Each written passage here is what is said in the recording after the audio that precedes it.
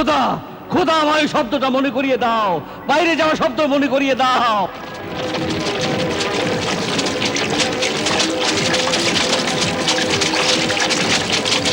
হে আমার বিবেক, আমায় মাফ করে দাও, মাফ করে দাও। আমি চাই না এ পাপের ঐশ্বর্য।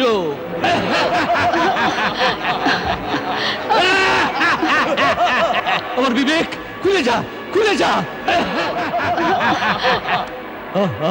আমার আমার হুকুমে খুলে যা, খুলে যা আমার হুকুমে, খুলে যা, খুলে যা।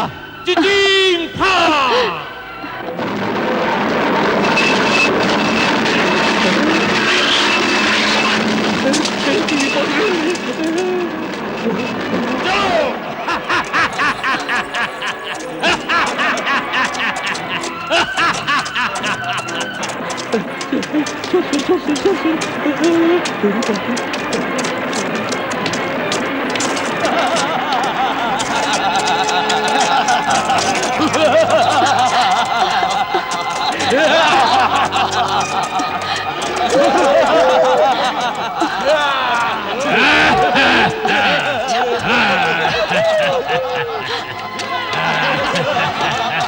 এসো!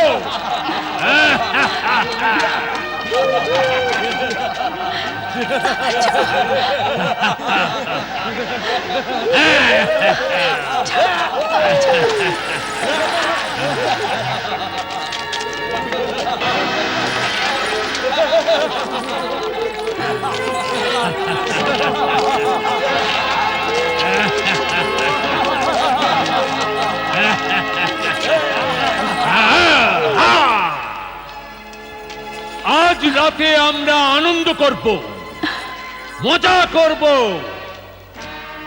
আর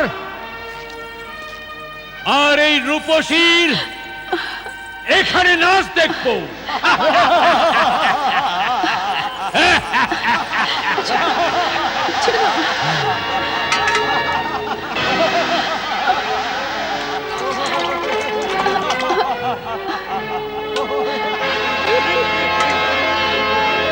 তুলে ধরো জাম, তুলে ধরো জাম, বেহেশত থেকে কম নয় জগৎ। খাও, খাও, তোমাদের মনে ফুর্তি আসবে।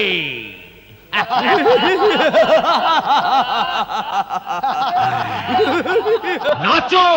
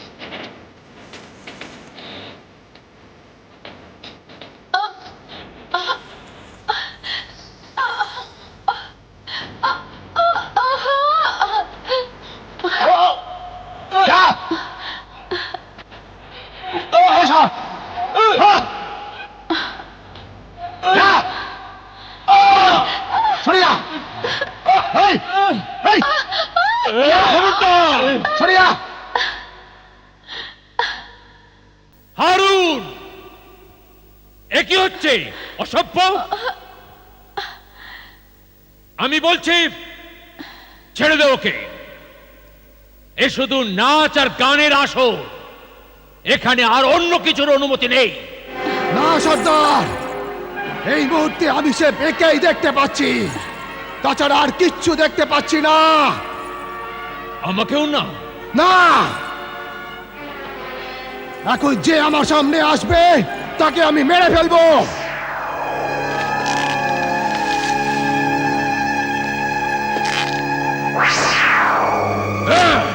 সর্দার, আমি বলছি সরে যাও তুমি আমার সামনে থেকে, আমার সামনে এসো না সর্দার।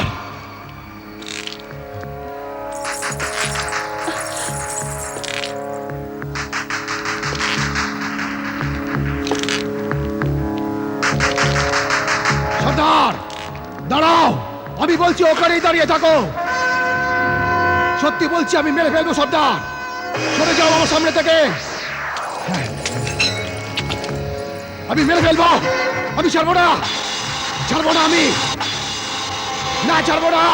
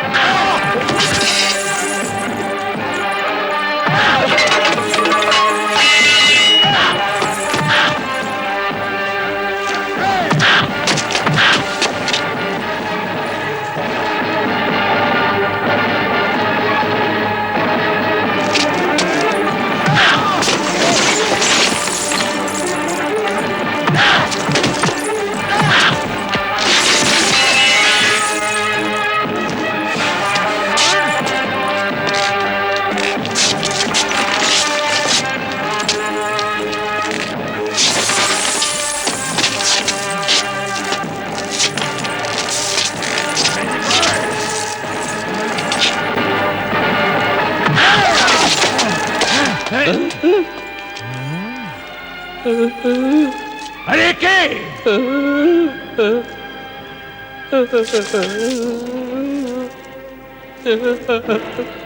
এই লোকটা? আমি আমি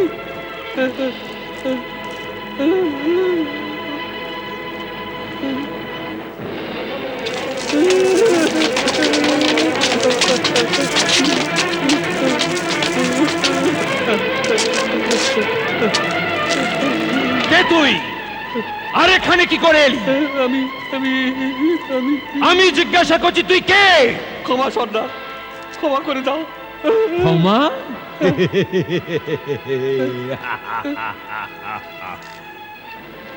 ক্ষমা?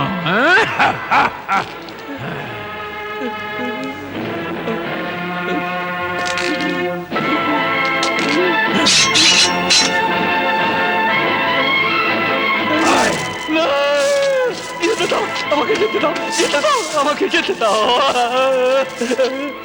আমাকে যেতে দাও। মাফি সর্দার, সর্দার মাফ করে দাও, মাফ করে দাও, মাফ করে দাও সর্দার, যেতে দাও, যেতে দাও।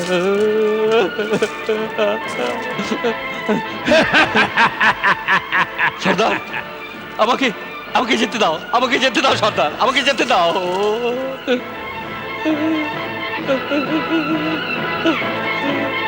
ক্ষমা করো সর্দার, ক্ষমা করো আমাকে, ক্ষমা করো সর্দার। তুই আমাদের সব জেনে গেছিস, এখন আর তোকে যেতে দিতে পারি না।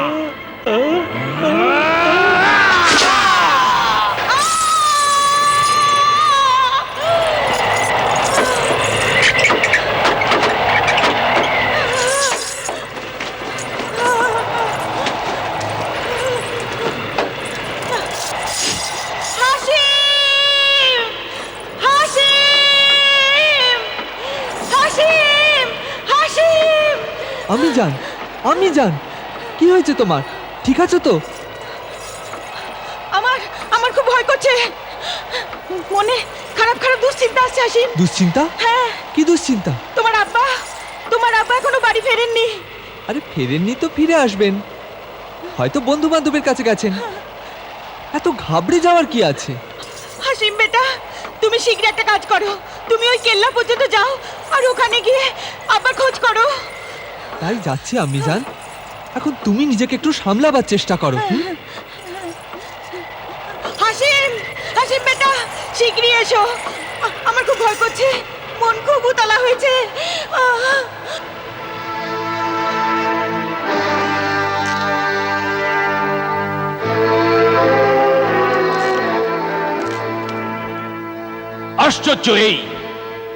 আশ্চর্য এই যে লোকটা কি করে আমাদের চিচিং ফাঁকের রহস্য জানলো? এ নিজে খোঁজ করে জেনেছে না আর কেউ ওকে বলেছে? যদি আর কেউ হয় তো সে লোকটাকে। হ্যাঁ, কিন্তু এই লোকটাকে কিভাবে ধরা যায়? কিন্তু এও হতে পারে যে চিচিং এর রহস্য এই লোকটার সঙ্গেই শেষ হয়ে গেছে। হতেও পারে,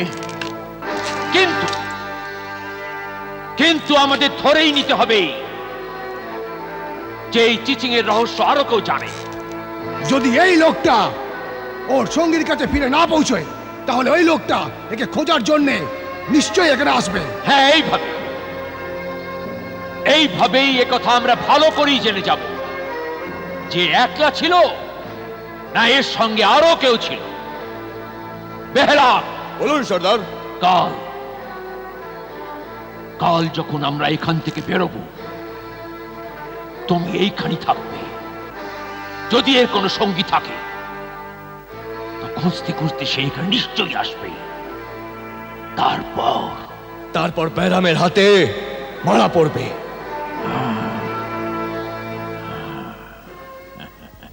কি ভাইজান এখনো ফেরেননি?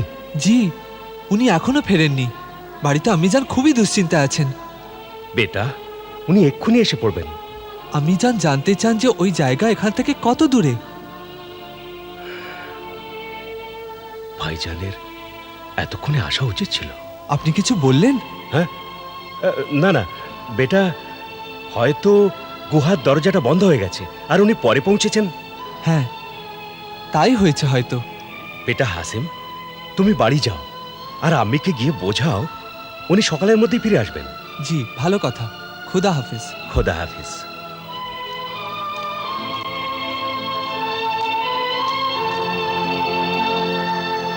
এতক্ষণে তো ভাইজানের ফিরে আসা উচিত ছিল। যদিও এখান থেকে প্রাণ বাঁচিয়ে পালিয়ে যেত তো আমরা বিপদে পড়তাম। এই একটা বিপদ কেটে গেল যে আমরা সবাই ওকে ধরে ফেললাম। ওর সঙ্গী নিশ্চয়ই এখানে আসবে। বেহরা, তুমি এইখানেই থেকো, আমরা কাল আবার ফিরে আসবো। চলো।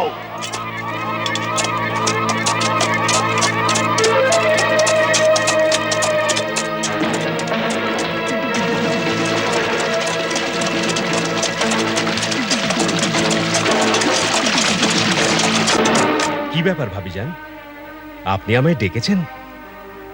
তোমার ভাইজান এখনো বাড়ি ফেরেননি। এমন তো নয় যে তুমি ওকে কোনো ভুল ঠিকানা বলেছো? না না ভাবিজান, ঠিকানা তো আমি ঠিকই দিয়েছিলাম।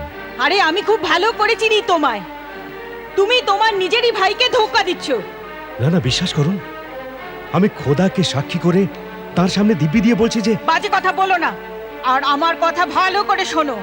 যদি তোমার ভাই সন্ধ্যের মধ্যে না আসে তো আমি কোতোয়ালের কাছে নালিশ করে তোমার ঘর সংসারে সর্বনাশ করে দেব। আম্মি জান, কিরকম কথা বলছো? চাচা জান কি আব্বার শত্রু নাকি? তুই চুপ কর। চাচা জান, আমি খুবই লজ্জিত। কিচ্ছু ভেবো না বেটা, আমি ওর মনের অবস্থা বেশ বুঝতে পারছি। তুমি ওকে সামলাও আর সান্ত্বনা দাও। আমি ভাইজানের খোঁজে বেরুচ্ছি।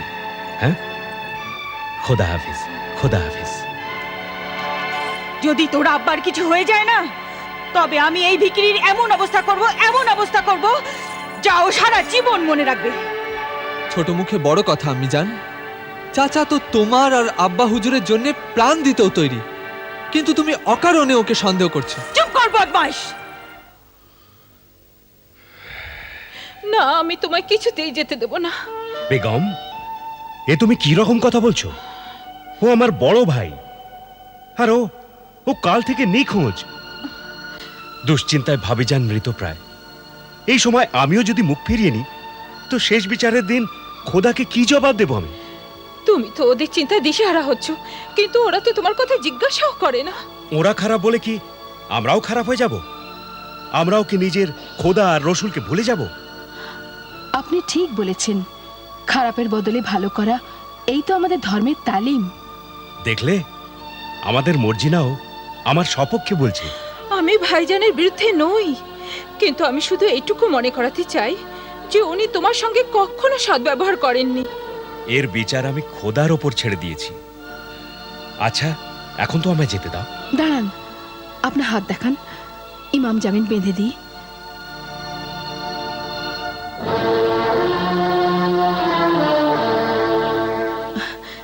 এটা আপনাকে সব বিপদ, সব আপদ থেকে বাঁচাবে।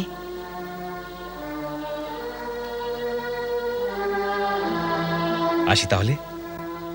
খোদা হাফিজ। খুদা হাফিজ। খুদা হাফিজ।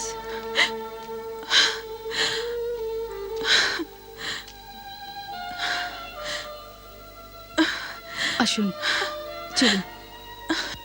হে পালনকর্তা, তোমার রসুলের স্নেহের বদলে আমার শুভচিন্তক, আমার মালিককে দুনিয়ার সব বিপদ থেকে বাঁচাও। ওর ওপর যেন কোনো আঁচ না লাগে। আর আমায় এত শক্তি দাও যেন আমি আমার রক্ষাকারী ঋণ শোধ করতে পারি। আমিন।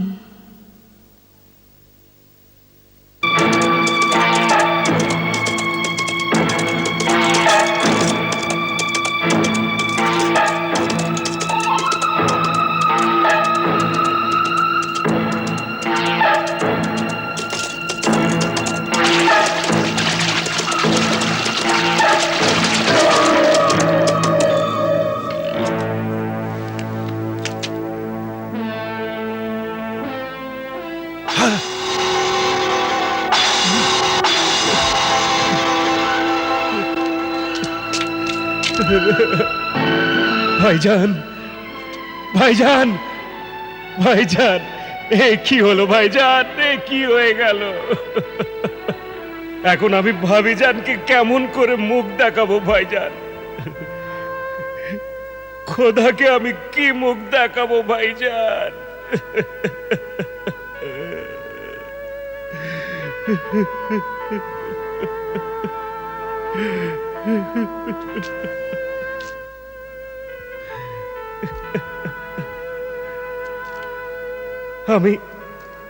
আমি প্রতিজ্ঞা করছি যে আমার ভাবিজানকে মায়ের সম্মান দেব। হ্যাঁ, আর হাসিমকে আমার ছোট ভাইয়ের মতো পালন করব ভাইজান।